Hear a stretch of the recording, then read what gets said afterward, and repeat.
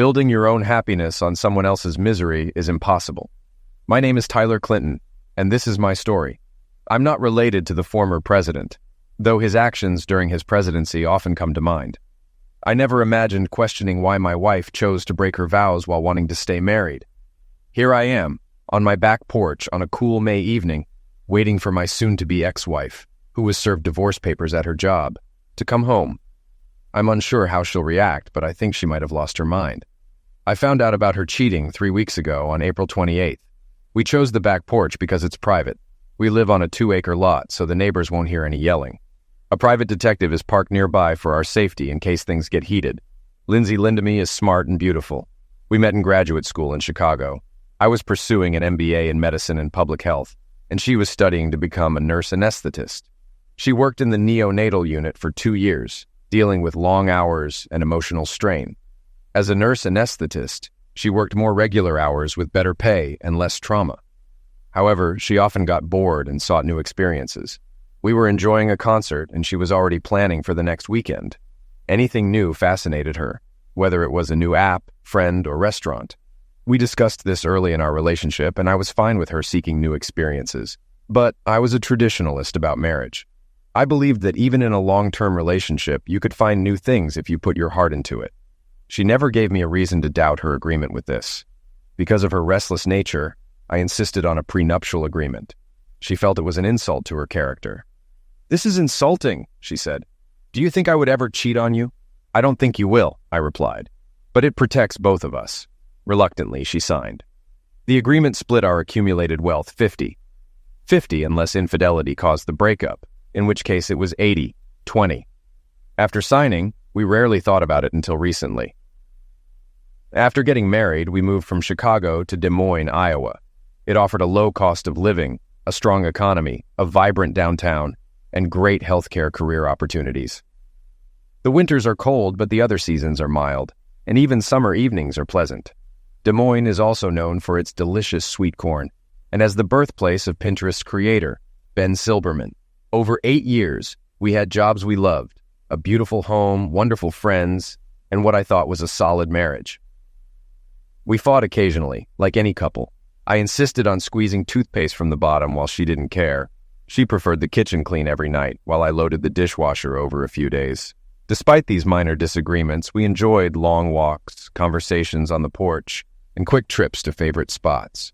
We were honest about our likes and dislikes, or so I thought. At 34, we were considering having kids soon.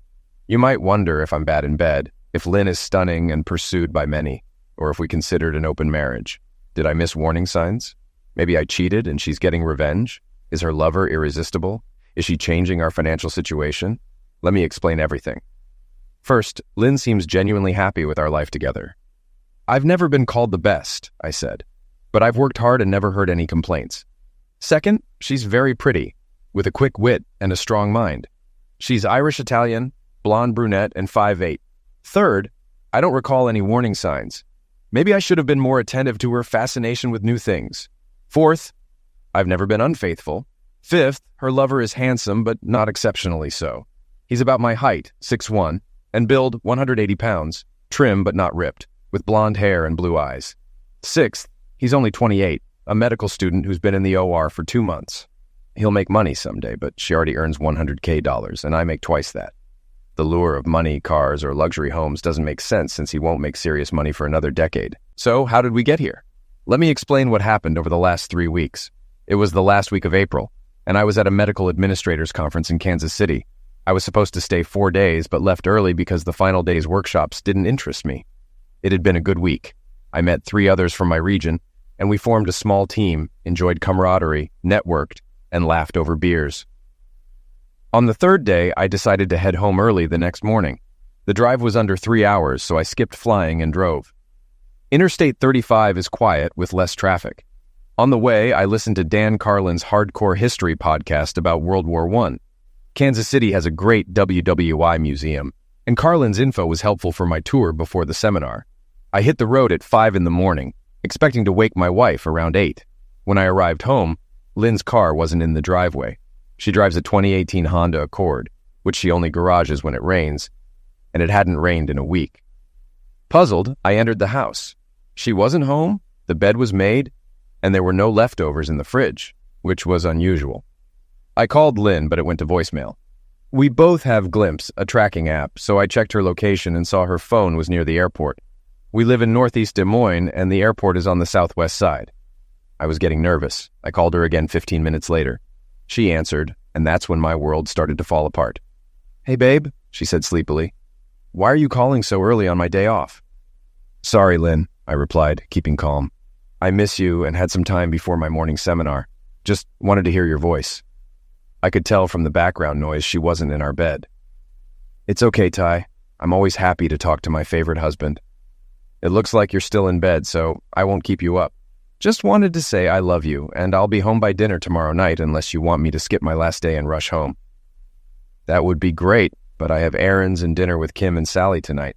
We planned it weeks ago, so I can't cancel." These were her coworkers. She didn't hint that she wasn't at home, so I had to think quickly. "Okay, babe. Before you hang up, can you check the top drawer of my nightstand for the pen you gave me for my birthday? I don't have it, and I'm afraid I lost it." "Ty, I really want to go back to sleep. Can I check it and call you back before lunch?" Wrong answer. Usually she'd say, "I'll check, but I won't be happy if it's not there and you lost my gift." My heart pounded, but I stayed composed. "Sure, Lynn. Just don't forget to check. Sorry for waking you." "Thanks, babe. I'll call you later. Love you." I couldn't bring myself to say I love you too. I hung up, got in my car, and drove to the airport, hoping for a miracle but expecting the worst. The drive should take 40 minutes, but I made it in 30, lucky not to be pulled over. Every time I checked the app, her phone hadn't moved. If she checked and saw I was close, we'd have a huge fight. But I guess she was too distracted by her new experience to notice. The GPS led me to the Hampton Inn near the DSM airport. I parked far from the entrance, but then realized Lynn might recognize my car, so I moved to the Quality Inn next door. I found a spot where I could watch the Hamptons' front door but not be seen. I had no plan and fought back tears. Was she really cheating on me? Why? Had she thrown away 8 years of what I thought was a strong relationship? If it was just a night to pamper herself, she'd go to the Marriott downtown. None of this made sense. I agonized for an hour. Then Lynn appeared with Justin Banks. They held hands and kissed as they left. "Damn," I muttered. The young medical student was with my wife. I snapped a few pictures on my phone as they kissed passionately and got into his car. I met him 2 months ago at a hospital. He struck me as an idiot trying to prove he was the alpha male with a firm handshake. My dad taught me to look people in the eye and offer a firm hand, so I wasn't impressed. Our small talk felt forced, and he seemed to smirk constantly. I mentioned it to Lynn, and she dismissed it. "You hang out with doctors a lot, Ty. You know they can be narcissistic. Justin's not like that." Now, watching my marriage unravel, I struggled to control my emotions. What should I do? Go to court? Hire a private investigator? I needed to think. Problem solving is part of my job, so I forced myself to calm down. After a few minutes, I had a plan. When they left the Hampton, they didn't have overnight bags. It looked like they'd return.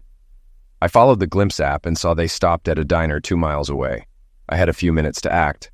I walked back to the Hampton and entered the lobby. A middle-aged woman at the front desk smiled as I approached. "Good morning, how can I help you?" Her name tag said Beth, and I noticed she was wearing a wedding ring. "Hi, Beth. I'm Tyler. I need your help." "Nice to meet you, Tyler. I'll help if I can. Do you have a reservation?" "No, Beth," I replied quietly. "Did you see the couple that left about 15 minutes ago? A brunette woman and a younger blonde man?" Her expression turned serious.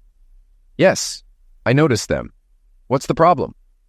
"The woman is my wife, and the young man works with her. I believe they're cheating on me."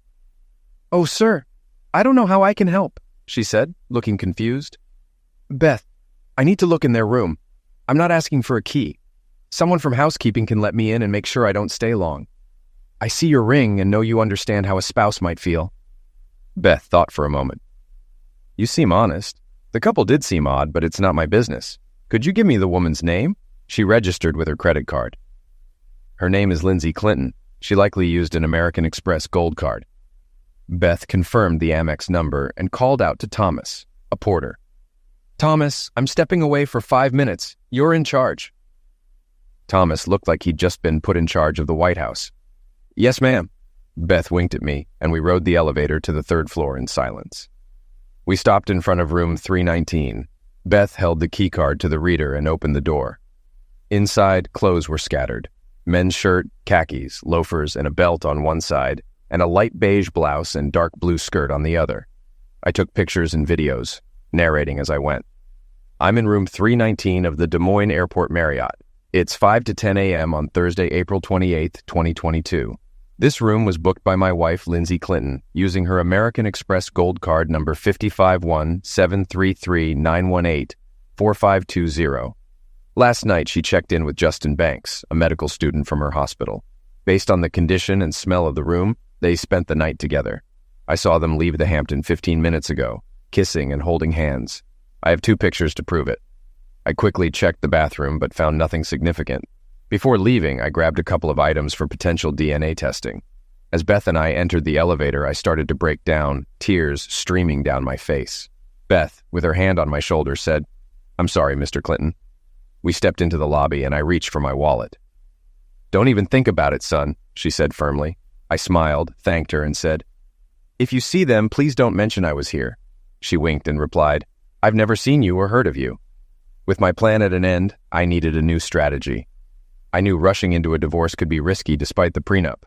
Fortunately, I wasn't expected home until late Friday, giving me time to think.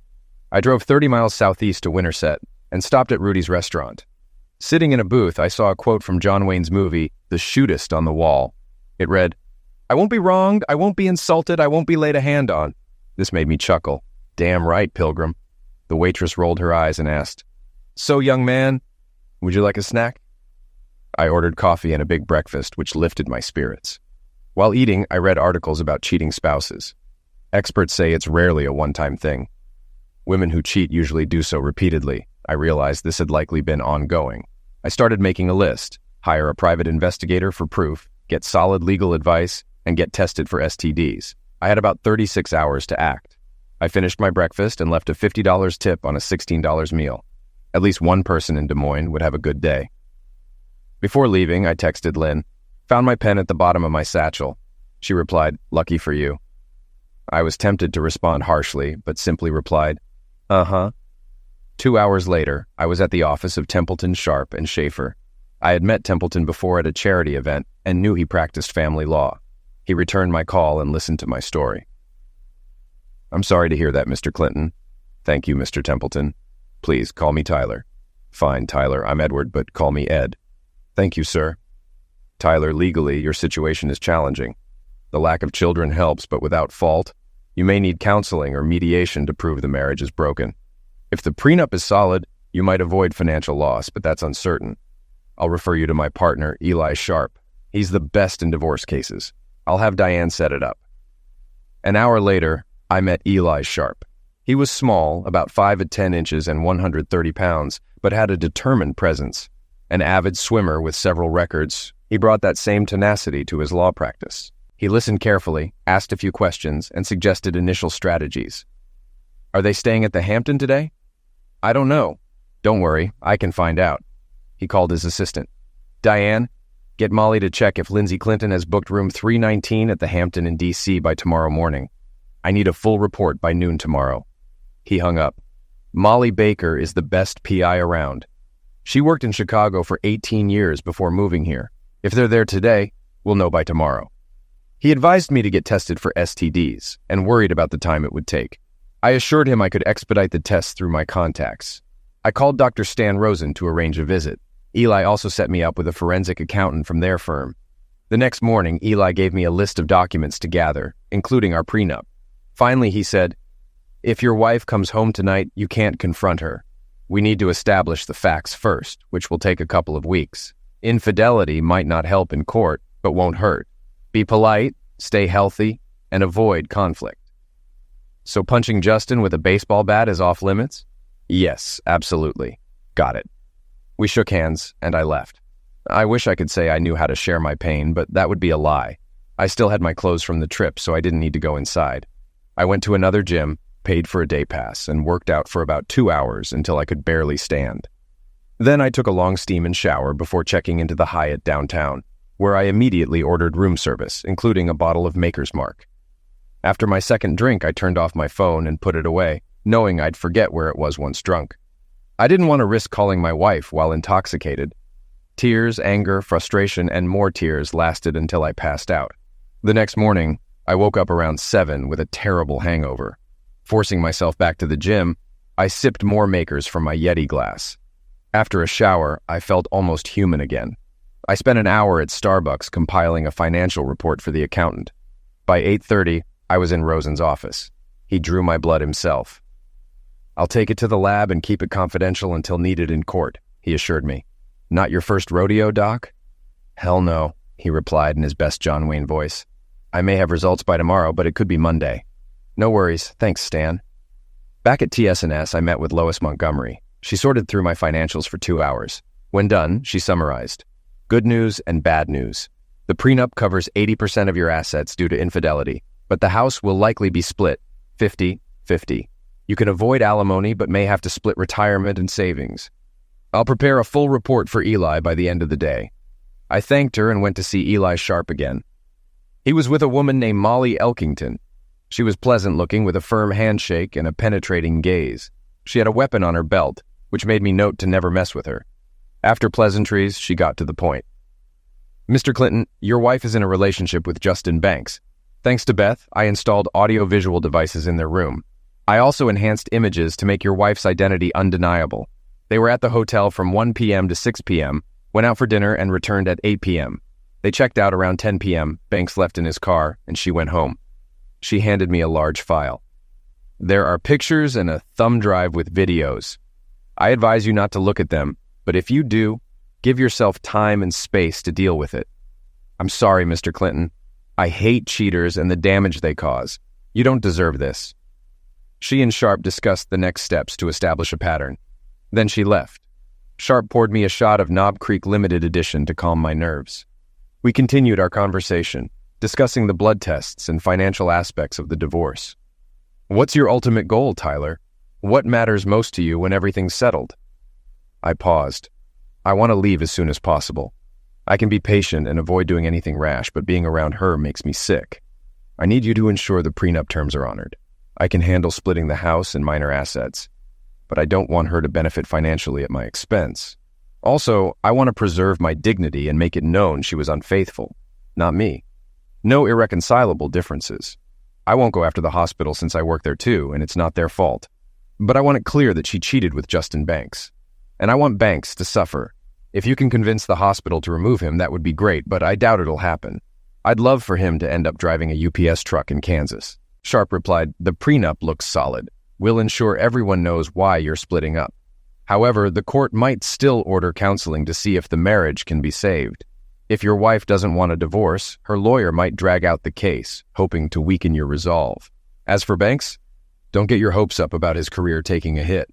The hospital might take action, especially if new trainees sign a behavior pledge, but don't count on it.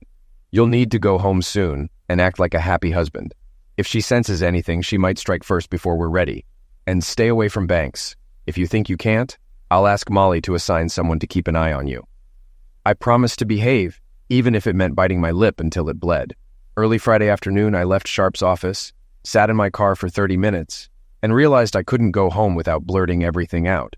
So I drove south on I-35 toward Kansas City. Lynn expected me home around 7. After 90 minutes, I stopped in Bethany, Missouri, at a tire shop. A guy named Ed was behind the counter, engrossed in Sports Illustrated. "Can I help you?" "Yeah, I need 4 new tires." Ed sighed, annoyed at being interrupted, and inspected my car. "These tires have 10,000 miles left. You don't need new ones." "Look, Ed, I'm particular about my car. Price doesn't matter. Can you do it or not?" He grumbled, checked his computer, and said, "Not today. I can get them by 10 tomorrow. It'll be $1,455. "Great," I said. "Do it." He looked puzzled, but placed the order. "See you in the morning." I left and checked into a Super 8 motel for $78 a night. Lying on the bed, I called Lynn. "You're almost home, babe. Can't wait to see you." She sounded cheerful after 2 days with Justin. "Sorry, Lynn, I lied. I blew 2 tires from debris on the highway. I'm stuck in Bethany, Missouri until tomorrow. I'll be home midday." "Damn. Are you okay? Nothing hit the windshield?" "No, I'm fine. But I'm having Taco Bell for dinner and breakfast. Sorry for the delay." "Me too. But the important thing is, you're okay. I miss you and was hoping to see you tonight. Be safe and come home soon, okay?" "I will, Lynn. I'm tired and a bit shaken from the blowout. I'll have a couple of beers and go to bed. See you tomorrow, okay? Okay, Ty. I love you. Good night, Lynn. I knew I'd eventually have to fake an I love you too with sincerity, but not tonight. I didn't know if she noticed my silence, and I didn't care. I opened the envelope Molly gave me. It showed my wife cheating with Justin. After brushing my teeth, I watched the video of them together. After an hour of intense emotional pain, my rage began to build. I was heartbroken. She was selfish and disrespectful. My anger at Justin would grow, but right then I was furious with the woman who I thought loved me. In our 8-year marriage and year-long engagement, I never seriously considered being with another woman. Sure, I'd notice attractive women, but I never thought of breaking my vows or hurting her with infidelity. I remembered how the prenup had offended her. She was a narcissist, only caring about herself. She didn't understand the commitment I believed love required. So yes, this broke my heart, but I was also furious. This wouldn't go unpunished. That was final. The next few weeks would be tough, but I was determined to leave her as soon as possible. And Dr. Justin would pay too. The next morning, I had tacos for breakfast. I wasn't lying about being stuck at Taco Bell. 2 cups of coffee helped. I went to meet Ed and pick up my new tires. Ed was less grumpy and smiled, probably thinking he could sell my old tires for cash. By 11:30 a.m., I had 4 new tires and no more excuses. I thought about how to mess with Lynn's head during the ride home. The thought of touching her made me cringe. I stopped near Des Moines and arrived home around 1:30 p.m. Lynn's car was there. I walked in and heard light jazz. Lynn was washing dishes, swaying to the music. She didn't hear me come in. I grabbed her. "Damn, Ty, you scared me. Let me go." I left a mark on her neck. Maybe it would make Dr. Banks jealous. "What the hell, Ty? I bet you put marks on my neck. I'll be embarrassed at work." "That's not what I meant, Ty. You just scared me." I overreacted. "I'm glad you're home. Let's go upstairs." I let her go, picked up my bag, and headed upstairs. "Forget it, Lynn. Tell them your idiot husband got carried away and hurt your feelings." I had never spoken to Lynn like that before. I didn't wait for her response and couldn't see her face. All she said was, "Whatever you say." I unpacked, took a shower, changed, and went downstairs. Lynn was texting at the kitchen table. She looked at me with no forgiveness in her eyes, but the anger had lessened. I guessed who she was texting. "Leave it alone, Lynn. I've been gone for a week, 2 days longer than planned, and all I thought about was getting back to you. But my attempt to spice things up didn't go over well. You asked me to hurry home so you could touch me. Sorry for not understanding. Enjoy your day and evening. I'm leaving." I didn't wait for her response. Even in arguments, I never lashed out before. I walked out, got in my car, and drove to the clubhouse. I changed into casual golf clothes and practiced for a couple of hours. I thought about how bachelorhood would give me time to improve my game, but the circumstances made it hard to enjoy. Later, I relaxed in the men's locker room with a beer, chatting with friends. Tom Harris, a local investment banker and good friend, mentioned his wife was out of town, so I invited him to dinner. We went to the Mulberry Stith Tavern and had bourbon and burgers while watching the Cardinals-Mets game. It felt like a bit of normalcy, for which I was grateful. We left around 7 p.m., and I saw 6 texts from Lynn, sent every 30 minutes starting an hour after I left. "Ty, I'm sorry. Please come home so we can talk. Where are you? Come home. Stop ignoring me. I know you're seeing these messages. Go home now." "What?" "Okay, but don't say I didn't ask you to come home. I'm not the one acting like a stubborn idiot." I thought, "You're just the lying, cheating strumpet." I didn't reply and went to see a movie called Firestar about a girl who could set things on fire with her mind. I wished I could take her to Justin. The movie ended just before 10, and I headed home. Lynn's car was gone, probably because she was with her lover. I went back to the club for a couple of drinks, returning home around 11:30. Lynn was back, sitting in our bed. "Thanks for leaving and not answering my texts. Where did you go?" she demanded. "Club, dinner with Tom Harris, movie, back to the club since you weren't here, then home again. And you?" "Nowhere in particular." "Have you been with anyone?" "Not really. Met a friend at Grounds for Celebration coffee shop." "Who?" "Does it matter?" "We need to talk about earlier." "Okay, talk." "Ty, I'm sorry I reacted the way I did, but your aggression scared me. It made me defensive. Your groping didn't turn me on.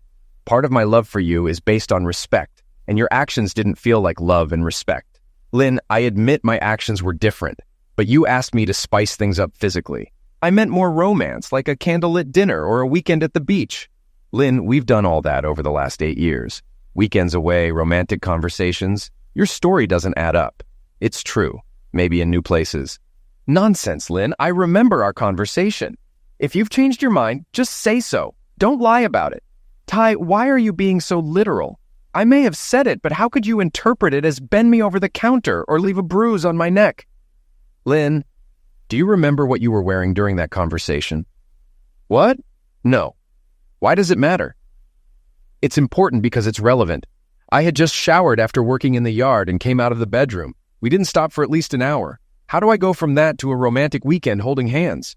Ask 10 husbands about this story and 9 will agree with me. If not, I'll buy you any car you want. That's ridiculous, Ty. No, it's not.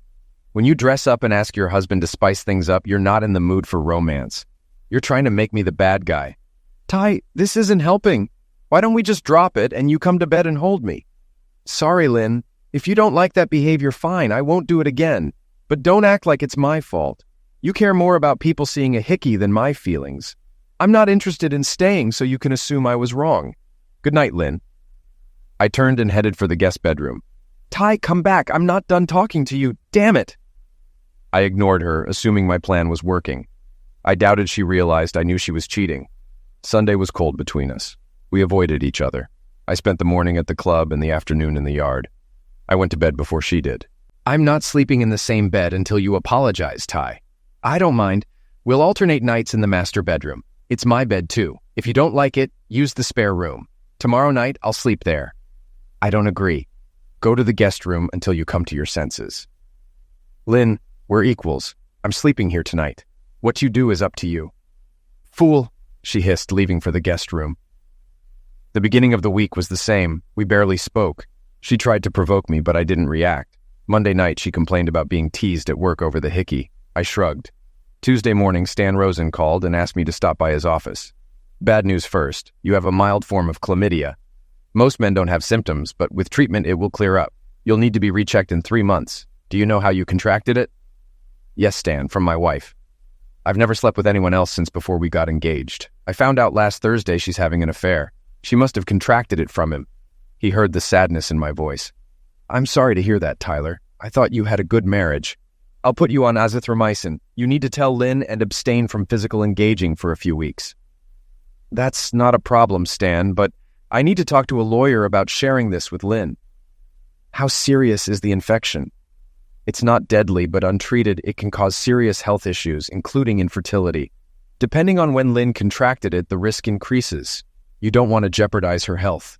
You're right, Stan. I can't live with myself if I do that out of spite. But if she hasn't shown symptoms, is it early enough that she doesn't know?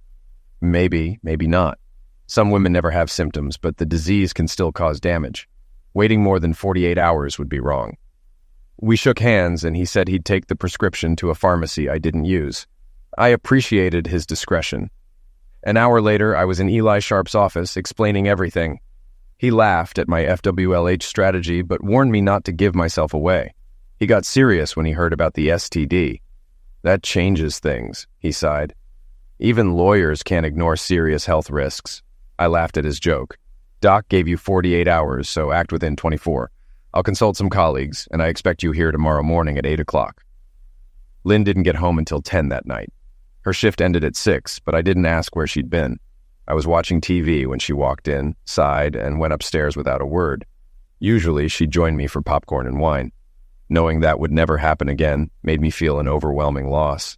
I loved her, but I couldn't stay with a cheater. The next morning, I was at TC&C Company's conference room. Sharp, Molly's private investigator, and lawyer Mick Sawyer were there. We don't like the timing, Ty, but it's time to act. The STD changed everything. How do you plan to tell her? I want to keep her off balance. What if I send an anonymous tip to her OB-GYN about her chlamydia? They'd have to inform her, and I could confirm it was me later. It might seem sneaky, but she'd get the medical help she needs. Would it pass in court? Everyone looked skeptical, but waited for Sharp's response. Not perfect, but not terrible. It'll make you look petty, but not criminal. However, any judge will want to know who knew and what they did to stop you. I don't think you should do it. Neither do I, said Molly. I agree with Eli, Mick added, grinning. Eventually, she'll figure out it was you, Sharp warned. She'll know you're aware of her affair. It'll give me a day or two to prepare, I replied. Thank you for the advice. I'm determined. I'll message Dr. Pamela Connors when I leave here. I want to witness it, Molly insisted. I need to verify it happened. We discussed a few more details, then I left. 40 minutes later, Dr. Connors received a message from an unknown source. Dr. Connors, one of your patients, Mrs. Lindsey Clinton, has chlamydia. Please offer her assistance. Thank you. I smashed the phone and later threw it into a pond. No one saw me disregard Iowa's littering laws. Meanwhile, Molly watched as Lynn entered Dr. Connors' office looking disheveled. She came out looking worse, picked up a prescription, and went home. I watched the Cardinals game from the porch. Lynn went upstairs without a word. Later, she came out, freshly scrubbed, and sat next to me with a deep sigh. Ty, why don't we call a truce and go back to how things were? I don't know, Lynn. How do you suggest we do that? Let's just stop arguing and move on. I'm not sure that works for me. Why not, Ty? She seemed genuinely curious, maybe shaken by the STD revelation. I'm willing to forgive and move on, Lynn. I've apologized several times for misinterpreting your spice-it-up comments, but you haven't apologized for anything. It feels like you want to win and make me the loser. I think we're both at fault, but you don't see it that way. Fine, she replied irritably. I'm really sorry about that. So, are we okay now? No, it's not okay. I've known you for almost 10 years, and I can tell when you're not sincere. Your words are right, but your tone isn't. Tell me I'm wrong, Lynn. Explain your part and we can move on. She looked sad for a moment, and I thought she might confess about her affair. But her eyes showed her anger and blame. At that moment, I knew it was over. You're so stubborn, Tyler. I apologized, and you threw it back at me because it wasn't up to your standards. You're the one leading us to a dead end. Lynn, you're not being honest. If you can find one close friend who thinks I'm an arrogant donkey who never apologizes, I'll accept it. She stomped off, angry. I knew the next 2 weeks would be tough. I needed to explore my options. The next morning, I spoke with my boss, Connie Silverton, a fair but tough CEO. I explained my situation, seeking advice for the next 2 weeks until I could serve Lynn with divorce papers. Connie was professional but caring. Tyler, I'm sorry for your situation. My parents divorced when I was 10 and it was horrible. But I need to know you can handle this and continue your good work. I can't promise I'll be completely fine, but I love my job and my colleagues. I won't give up my career because of my personal issues. I'll do my best to stay focused. I trust you, Tyler. There's a hospital CFO conference next week in D.C. I've declined your request to attend in the past due to cost. But this year, I think it's in Unity's best interest for you to go. It runs from Monday to Thursday, and you can stay the weekend with your family if you want. Deal, boss. I'd hug you, but I know you'd probably spank me, and I don't want Mike to misunderstand. She smiled warmly. I'll do the paperwork today. If you make it by next Sunday, I'll buy you a week. Now get out of here and think about our new contract with the nurses' union. I stood up and smiled. Consider it done. If I save 5% on the contract, can we talk about my year-end bonus? Her serious look told me it was time to leave. I just had to get through 3 more days until the conference. After I returned, I'd hopefully only have to wait a few more days in suspense. I focused on my work, even upsetting Jody Meyer, the nurses' union rep, by rejecting their latest offer. I figured she'd feel the pressure over the weekend and maybe be more reasonable next week. On the way home, I called my dad and brother to let them know I'd be in the area that weekend and wanted to see them. Despite the short notice, they promised to make time. I didn't share the bad news with them, but knew they'd be supportive when they found out. My last call was to attorney Eli Sharp. I updated him, and he suggested using this time to gather more evidence of Lynn's infidelity with Molly's help. When I got home, Lynn wasn't there, which was unusual, but nothing had been normal for over a week. It was her second day of vacation, and we had no plans. She could have been with Justin or another guy. The thought that she might have other men crossed my mind. I even considered sending Banks an anonymous tip about her cheating. I decided to go for a run to clear my head. Running 3 to 5 miles a couple of times a week with good hills helped me think. I ran harder today, hoping to exhaust myself enough to sleep. My world was falling apart, and running helped me cope. Lynn's cheating depressed me. 9 days ago, I thought she loved me as much as I loved her. Her betrayal shook me. I wondered how much of it was my fault. Maybe I was too focused on my career. As I ran, more questions swirled in my mind. How would she react? Would she admit what she'd done? Would she ask for forgiveness? I knew I couldn't stay in the marriage after such a deep betrayal. But how would I feel seeing her at the hospital? Would I be angry? Would she stay or leave town? I doubted she'd leave. She'd probably stay and try to prove I was a fool for divorcing her. Realizing I was thinking too much, I pushed harder on my run. By the top of the second hill, I was focused solely on catching my breath. Exhausted, I walked around for 20 minutes to cool down, then took a shower. I put on swim trunks, grabbed a beer, and relaxed in the hot tub. Lynn was still nowhere to be seen. Later, around 11 p.m., I ate dinner, watched 2 episodes of Ted Lasso, and went to bed. Lynn never showed up or contacted me. It was the first time in our marriage we'd been out of touch for over 12 hours. I took melatonin and Motrin to ease my aching body and slept until 7 the next morning. Noticing Lynn's door closed, I realized she had come home late. I had my coffee, ate bagels, showered, and headed to the golf course. The weather was great, and I enjoyed a game with friends and lunch. By 3 p.m., I had no more excuses to stay out and headed home. Lynn and I didn't text or call each other all day, waiting to see who'd blink first. She wasn't home when I arrived, and the cycle repeated. Sunday was the same. I was leaving on a 4 p.m. flight to Washington, D.C. I spent the morning doing yard work, something Lynn and I usually did together. She showed up around 11 a.m., looked at me, and went inside. Frustrated, I gathered my things and left for the airport without telling her. I figured she wouldn't notice I was gone, but I hoped she would. 2 things happened. Eli called to say Molly's team had new evidence of Lynn and Banks. Then Lynn texted me. "Where are you?" "In Washington for a CFO conference Connie asked me to attend." "When were you going to tell me, you inconsiderate fool?" "Whenever you got home before 1 or 2 a.m. and talked to me."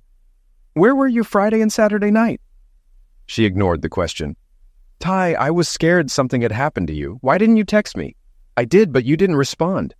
"If you were so scared, did you call the police?"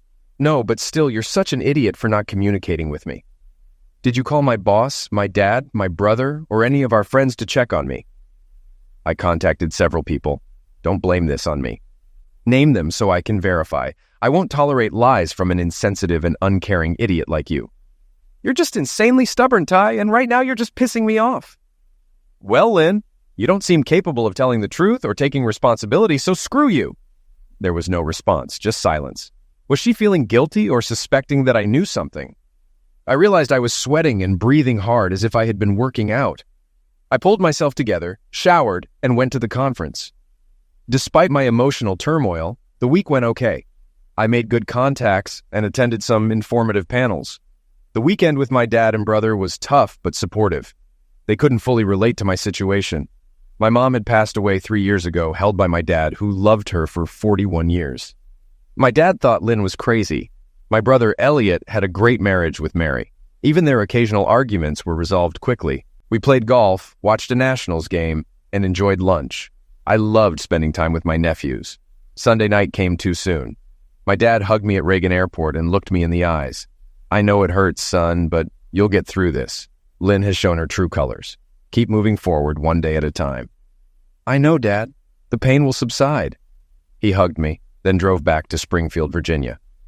By the time I got to Des Moines, it was almost noon. I went to the office to check on things.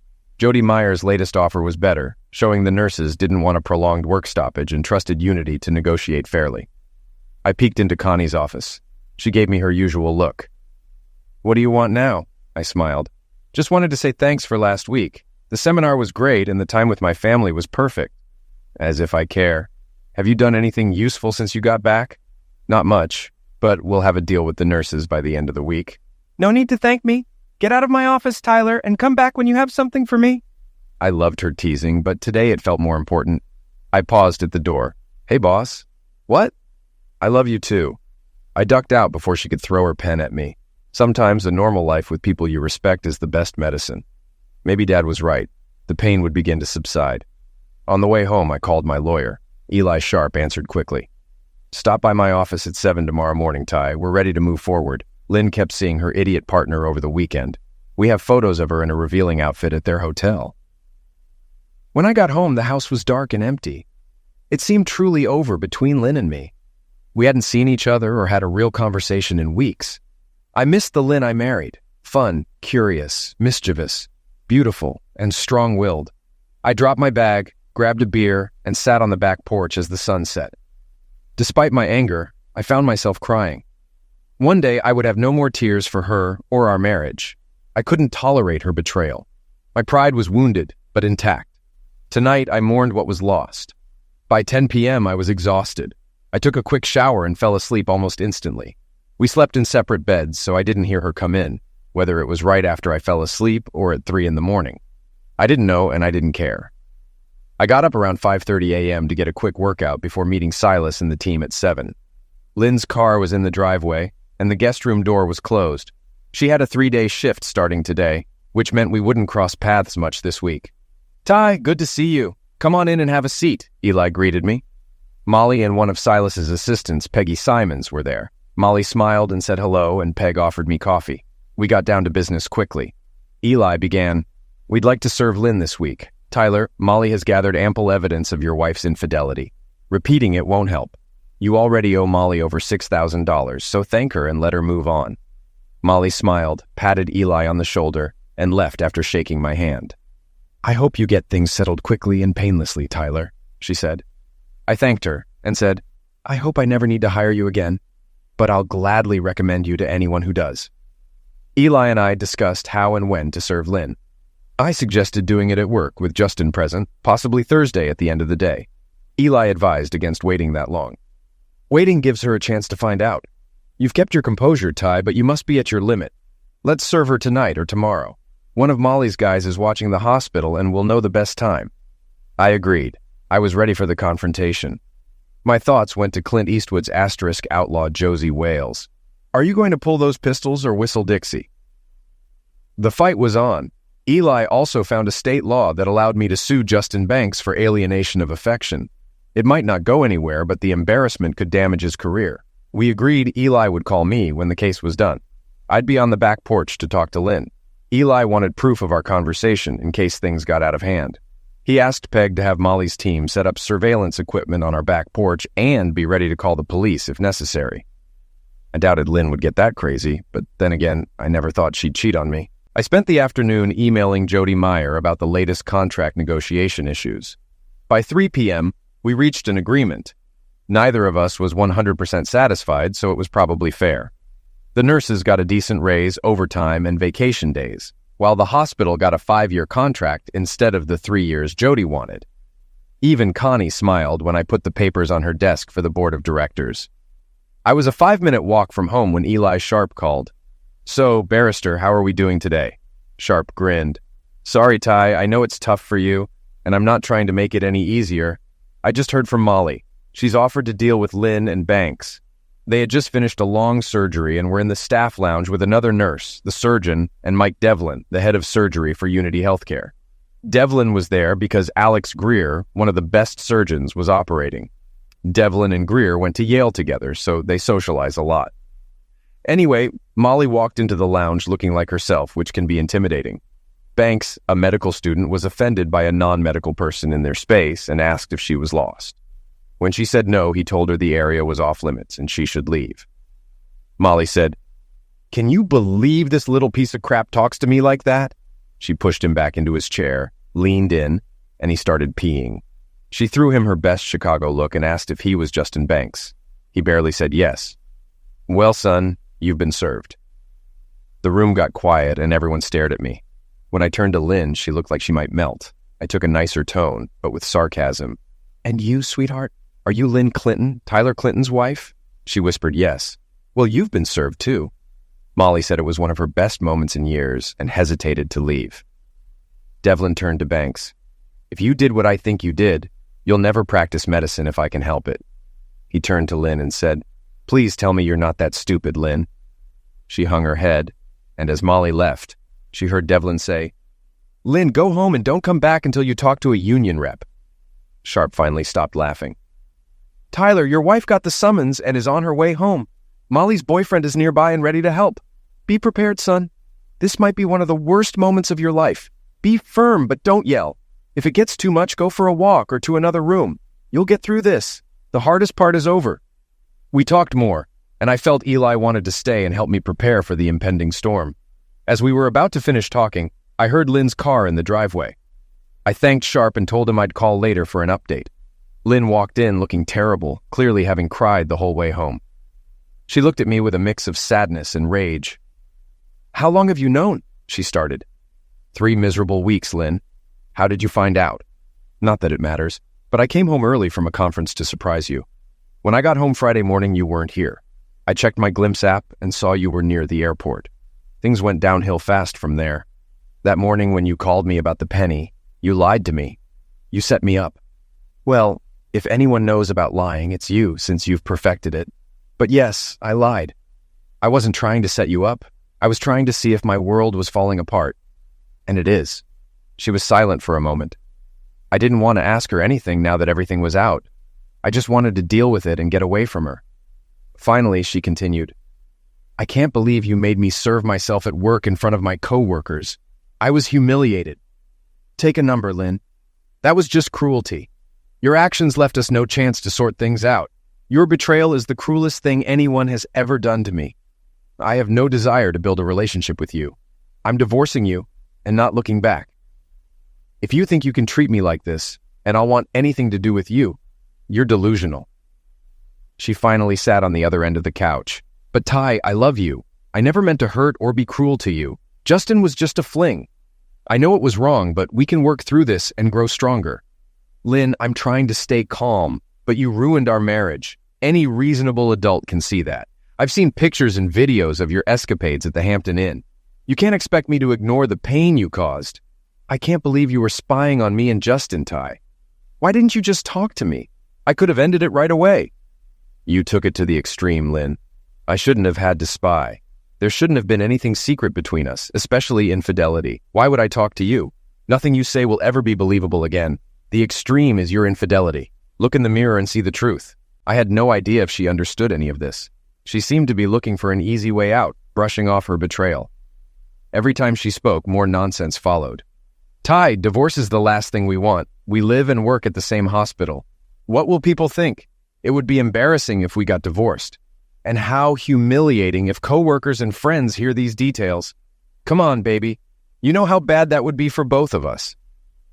Lynn, I've been living with embarrassment and humiliation since that Friday when I saw you and him leave the Hampton Inn after you lied to me.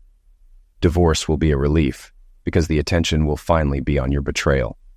I'd ask if Banks was your first and only affair, but I won't believe you. Thank God we don't have kids.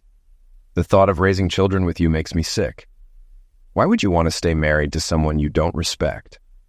Ty, what can I say to make you realize that Justin was just an infatuation, an affair with no emotion or love? It was wrong, but I love you and want to be with you.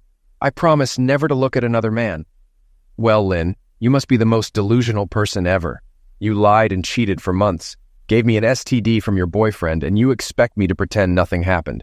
Let me be clear. I will never touch you again. I'll divorce you as soon as possible. Even if I end up destitute, I'd rather live alone than with you. The pain I felt this past month is beyond me. If not for the support of family and friends, I might be lying face down in a ditch right now. You did this to me, Lynn. Your cheating, lies, and callousness almost destroyed me. But I'm still standing, and I intend to move on, keeping you in my rearview mirror. I don't know if she got it, but tears came to her eyes. I'm sorry, Ty, she said before heading upstairs, starting to realize the consequences of her actions. Sorry isn't enough, Lynn, I replied. 6 months later, we were divorced. Neither of us wanted the house, so we sold it and split the equity. Everything else was divided 50-50, except alimony. The judge denied Lynn's request for alimony. When her attorney protested, the judge cut her off. Miss Bannister, your client should be grateful for the 50-50 split. I don't like dishonest people, and she clearly can't be trusted. She gets what the law requires and nothing more. Court is adjourned. My name is Connie Silverton, and I'm Tyler Clinton's supervisor at the hospital. My husband Mike and I were very concerned about Tyler and the suffering he went through because of his wife. The divorce was finalized, but it was a tough process. Tyler wasn't himself for months, dealing with Lynn's molestation and stalling. Fortunately, Eli Sharp helped him through it. Tyler faced financial struggles, but was free in the end. He's very talented, and I knew he would recover. Though it's been 3 years since his divorce, he hasn't started dating yet, but he has good support around him. Apparently, a girl from Cedar Bluffs visiting her Aunt Beth has caught his eye at the hospital. Lynn became an outcast. The married nurses avoided her, and several doctors, both married and single, tried to get her into bed after hearing from Justin Banks how easy she was. 6 months after the divorce, she resigned and moved to Denver, where she started working at a hospital. A year later, we heard she married a young rising surgeon. Some of our crew met her at a seminar, and she claimed to be a better person. Meanwhile, Tyler's reputation was so good that even the snarkiest doctors respected him. Banks, on the other hand, finished his residency with mediocre recommendations and ended up at a regional hospital in Frankfort, Kentucky, earning far less. He married a Southern girl, and they've been happily married for 3 years now. Last night, my husband Mike took Tyler out to dinner, which was unusual but not unheard of. After dinner, Mike asked us to join him in the living room. He took on his old military pose and said, "Tyler and Connie, what we see tonight is for us only. It will be destroyed and never mentioned again." I nodded, and Tyler agreed. Almost 4 years ago, a woman and a man hurt someone Connie and I love like a brother. We've talked and prayed for justice. I have many contacts from my years in the military and have called in some favors. Please watch the screen for the next 20 minutes. We watched 2 shocking videos. The first showed Dr. and Mrs. James Thaddeus of Denver, Colorado. Mrs. Thaddeus, formerly Mrs. Tyler Clinton, was sobbing and screaming at her husband after receiving a video of him cheating. "You fool! I've been faithful to you. How could you ruin our relationship?